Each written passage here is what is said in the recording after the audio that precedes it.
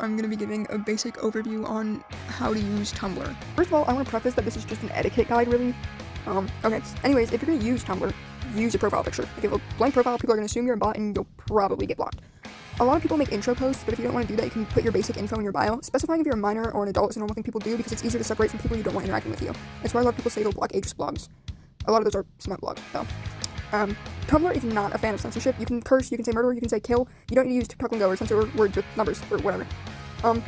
Now I need you to listen to me very closely when I say this, alright?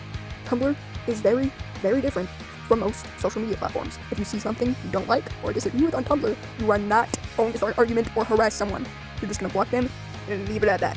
And if there's stuff you absolutely do not want to see on Tumblr, you can filter tags. Personally, I hate spiders, so I filter the tag spider or spiders, and then posts show up like this so you can still decide whether or not you want to see it. Speaking of tags, if you're blogging a post, a lot of people like to add in their own comments in the tags of posts. If you're making a post, depending on what it's about, you'll tag it different things.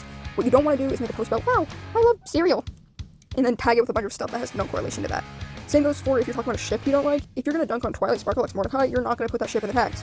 Also, the algorithm on Tumblr doesn't work like most social media algorithms. If you want to reach a wider audience, reblogs are what spread stuff around. It's why you'll see some posts with reblogs appreciated on it. Don't get upset if your post doesn't become a viral sensation overnight. Most posts on Tumblr don't.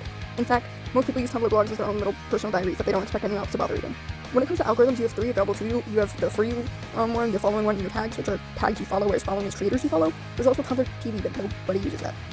A lot of people can ask to users, and it can range from regular questions to talking to mutuals to art quests, etc., etc. Some users allow anonymous asks, other users don't, and some users don't allow asks at all. If you're gonna send a hey ask, do it with your chest and don't do it anonymously, you coward. I only use anonymous asks because no one hate being pursued, so. And then you've got your Tumblr heritage posts and the official words and inside jokes like, I like your shoelaces, thanks, I stole them from the president. But that could be a whole other video in itself, so I think I'll just leave this where I am, and y'all can let me know if you want a video on other Tumblr stuff. If I've missed anything, please point it out in the comments, or if you've got any questions, please ask them.